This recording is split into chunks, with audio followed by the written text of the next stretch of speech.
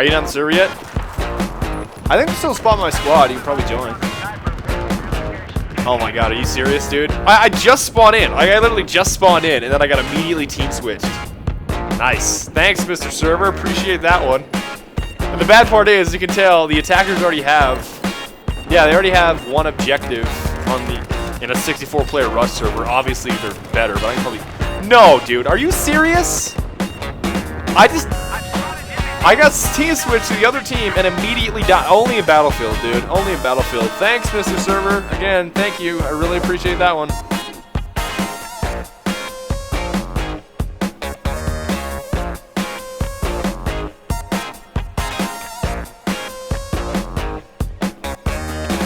Yeah, but I have to walk. There's no dirt bikes or vehicles in this one. No, dude. No. Are you serious? A third straight team switch? Can I please play the game that I paid money for? Can I please play video game? I guess we're not playing video games, Kia. Just take me out of the oven, dude. I am so done. I am so done. Hello guys, my name is TheRussianBadger, and oh my goodness, the saw. It is outrageous how good this thing is. And not only the saw, but it's almost like you're totally cheesing the entire time that you run around with this class, because, I mean, that's only a glimpse that you saw on the screen, but basically, you run the saw, and then you run the shorty, and then you run the dart, and it's a little weird to see the first time you see it. Essentially what it is instead of the, you know, like the fart blaster, the XM25, where, oh, okay, I locked onto this specific surface, and then I aimed above it, and then I made stuff explode, and it kind of just worked out. Well, instead of those explosives, you can actually replace that ammunition with a dart, like a shotgun. So essentially, you've got two shotguns for close range, which obviously include the XM25 darts and the shorty, and anything beyond, like, anybody that's right in front of you at point-blank range, you can just cheese with the saw. And look at this thing. It's weird because I think, at least in my personal opinion, I'm still a little tainted from Battlefield 3, because I think the transition was, Bad Company 2, the saw was amazing, alright? Battlefield 3, it wasn't necessarily bad, but it's not like it is in Battlefield 4, right? Battlefield 4, it's incredible, because it's, I wouldn't say it's exactly like an assault rifle, but it's so close to an assault rifle with 200 rounds. And you put the right attachments on it, it's so silly. It's so silly because not only does this class let you be extremely good at so many different ranges, but just your sheer ammo capacity, it's hard to lose. It's hard to lose because you're still very, very good in close quarters, even with the saw itself. So completely subtract the whole shorty and, oh man, I got that dart from the situation, and still the saw is good in almost every situation. Granted, you do have that little bit of a handicap with the hip fire, but that's easily worth the 200 rounds. And I think there's going to be still a lot of debate, and there's probably going to be a lot of, I don't want to say flaming in the comments, but I know a lot of you are bigger fans of the MG4 than the saw. They're nearly identical. I think there's one little recoil difference. I think if I'm not mistaken, the MG4 has a little bit more vertical recoil, and the saw has a little bit more of a popcorn recoil. What you're going to see coming up here, it's so silly what you can do with the saw, because not only is it very, very good over range, but look, I see some guy off in the distance. That's not this guy, okay? Look at these two guys over here. You just spam bullets roughly in their general direction. The recoil is so incredibly easy to handle, like, I think it's just stupid. Like, I can barely see that guy. Like, he's just a Dorito. If there was no Dorito above his head, I probably could not have killed him, but just the sheer size of his body, because he's so far away, you just spam bullets with a saw. And I just took down how many guys, and I haven't reloaded yet, and you'll notice that I do have a little bit of a, it's not a syndrome, but you guys know what I'm talking about. Like, every time that you shoot somebody with an assault rifle, you constantly reload and reload and reload.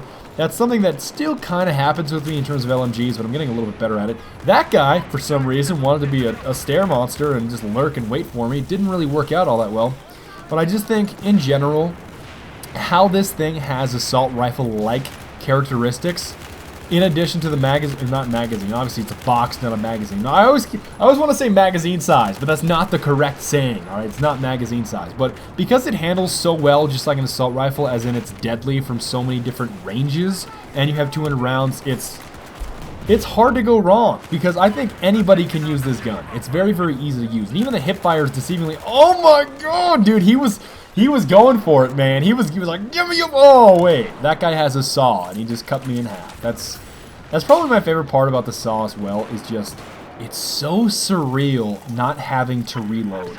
Because you can take down so many people, and when I first started using it, I did have a bit of an issue where it was like, all right, I gotta learn, and come on, Mr. Cloth Monster, what? It just took me a second to even figure out that guy was there. It's like, what? Carl, what are you doing? Why do I see an orange? Why do I see like a little orange text above your head? And it was like, oh, okay. I guess he's an enemy now. And if you want to talk a little bit about Rush, I think that's definitely in order because I've already covered my class loadout. And you guys know how outrageously good the Saw is if you've used it. I still think Rush has a long way to go, alright? Just in general, I'm not being a huge catfish like, oh man, dude, these maps are so bad, meow, meow, meow. But I think in general, and yet again, there you go. Despite the fact that I don't have crosshairs, like I had to hit Q12. Come on, Carl, why are you sitting in... Actually, that guy knew who I was. That Aspie, I think it's G36 guy, yeah, he definitely knew who I was. And I'm still not convinced about the range of the dart, the fart blaster with dart bullets, but it's not bad, alright? It's still not bad. It's... like, the usefulness of it as a shotgun, when you can still use a Saw and a shorty, I think it's totally worth it. Granted, I think a lot of maps, especially if you're defending, you're going to want to run C4 instead of it, because the shorty can still get you by in close range, and you want C4 for vehicles, because that's what makes the support class so deadly. Not only can you C4 like the recon class, but you can constantly replenish your C4. I think that's really what makes you the most deadly. But I don't think Rush has really changed in terms of from Battlefield 3 and in the new expansion pack. So obviously this is not China Rising, but I just think in general it's still sort of the I am getting steamrolled or I am steamrolling. That's sort of the syndrome that has always plagued Rush, at least recently in terms of Battlefield 4, because you have some of the maps like Rogue Transmission. You're gonna get absolutely cheesed all game. Come on, Mr. Recon. That's did he honestly think he could beat me when I have the fart blaster with the dart ammunition? It's hard to beat, especially because you can spam it so well. Granted, it's not really one of those weapons where you can spam it and then reload quickly and then go on to the next enemy, because the reload is pretty horrendous, but you can still switch back to your Saw and the shorty, obviously. So it just the fact that you can be deadly at all different ranges, I think this class is not necessarily OP, but it is so extremely good for basically anybody. But back to Rush, I still think that it's got a long way to go. I think a lot of the maps have to be improved in terms of opening up boundaries for flank. Oh dear! I thought I was honestly going to get crushed there, and then I somehow got some other medal. I thought I got some kind of Levolution medal, but I don't even think those exist. And so I'm trying to finish my point on Rush, but it's like... Levolution, dude, it's so distracting. It's so distracting.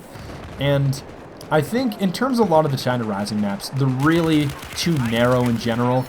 I think it's still around 40 to 48 players is what I think is ideal for Rush. 32 is not necessarily bad, but I think in this 64, this is a 64-player server, I think it's really intense and it's very fun to play on. Rush maps that have a little bit of a wider range where you can flank and you can come from multiple different directions instead of just a killing funnel or just a huge choke point. And that Aspie G36 guy, he obviously did get me, and I started crying about it because it was my first death after like 18 kills, but we were already steamrolling them so hard. And I can't say that any of my Rush games are really all that different. I think you guys definitely do want to see, oh man, I want to see when you steamroll instead of getting steamrolled. And this, Carl, why are you even here? Why are you back here? And there was another guy back here as well. I think the whole thing about sitting around in somebody's spawn is pretty well just catfishery that doesn't really get you anywhere unless you're very, very good with C4 and sabotaging vehicles, but it usually does not work out all that well. If you're trying to put the team on your back and you're not near the objectives, usually does not work out all that well. And I think a few other things about Rush, other than I think the player count needs to be not necessarily limited, because in this game, I still find it's really, really fun to play with 64 players, but obviously I'm on the steamrolling side, not the side that's getting steamrolled. So obviously it's going to be more fun than my opponent. So if I were sitting on the opposing team, I think my opinion will be very, very different. But I still think there are certain limiting factors that make Rush a lot more fun. So 40 to 48 players, I think 48 is the absolute max in terms of having a balanced map that consistently plays well. Yet again, in this 64-player server, I had a lot of fun, but it was most of the time me just steamrolling the enemy because my teammates were so much more competent. Oh my goodness. Slithering on the ground, it totally worked. I thought that guy was going to come around and shoot me in the face, but I had like less than 20 health, so I knew that I couldn't take him in a straight-up engagement, so I said, why not just slither around like a snake in the grass and hope that he doesn't see me and then shoot him in the kneecaps, and it worked out very, very well. So beyond widening out the map boundaries, as in, oh, you know, the artillery zones, widening those out, 40 to 48 players. Personally, I also think that instant vehicle respawn is extremely stupid and frustrating. It's not a good game mechanic. I mean, it doesn't really give you a whole lot of an incentive to destroy their vehicles, and it is so dandy, dude. The XM25 Dart Blaster, that just has to be ASP G36 again, dude. Hashtag nope. Hashtag nope, alright? So, I was talking about the instant vehicle respawn, and why I think it's so silly is that it gives very, very little incentive to actually destroy vehicles. And that was just a situation right there where I can easily tell you that if you lay on the ground with 20 health and somebody knows that 13 health rather, and somebody knows that you're there, you're gonna get killed anyways. So you might as well try to surprise the guy, get up and shoot him quickly, because oftentimes they think that you're just gonna cower and try to slither away like a snake, and they'll just run after you and shoot you in the back. But if you quickly pop up and you get a few shots at him, oftentimes you can win that engagement because he's unexpectedly just sprinting towards you and he's not ready to shoot you in the face. So that's a little pro tip in terms of if you're in an engagement that you're pretty well losing because you have like less than 20 health left. That's definitely a good idea. But that instant vehicle respawn, it's something that I always talk to Kia about, is like, why would I even go through the trouble of firing like 4 or 5 rockets, 4 or 5 laws, or running out there with C4, trying to, like, in a very, very high risk operation of trying to destroy a tank with C4, where you probably get shot in the face most of the time or just run over by the tank treads.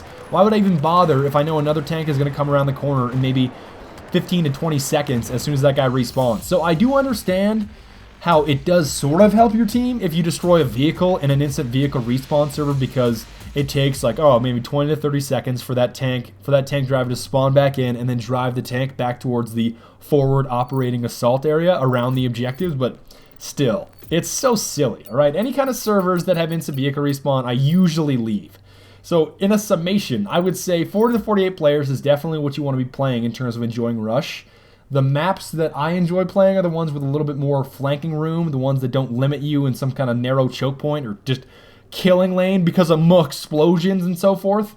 And the final part is just making sure that the server is not instant vehicle respawn. So if you guys would like to join me in a server like that, Edgar actually bought me a server, so I'll leave the link in the description if you guys want to come and join me. I'm on the live stream tonight, so I'm sure you guys would enjoy that. But other than that, I want to say thank you very much for tolerating my sauce spam. Dude, oh my god, it's just a bullet. I feel like I'm handing out like pieces. I feel like I'm handing out pieces of breads to pigeons, like pieces of like little breadcrumbs to pigeons. I'm just tossing. It's like I'm just tossing bullets out. Just everybody have some. You have some bullets. You have some bullets. I've got more to spare because it's a saw. It's just a big bullet hose that fires bullets at random directions and somehow gets me kills. But I want to thank you guys very much for watching. I will see you guys next time for your bonus clip. Somehow this server turned into a bouncy castle, but I certainly enjoy it. So I'll see you guys next time. Auf Wiedersehen und bis bald und Seder.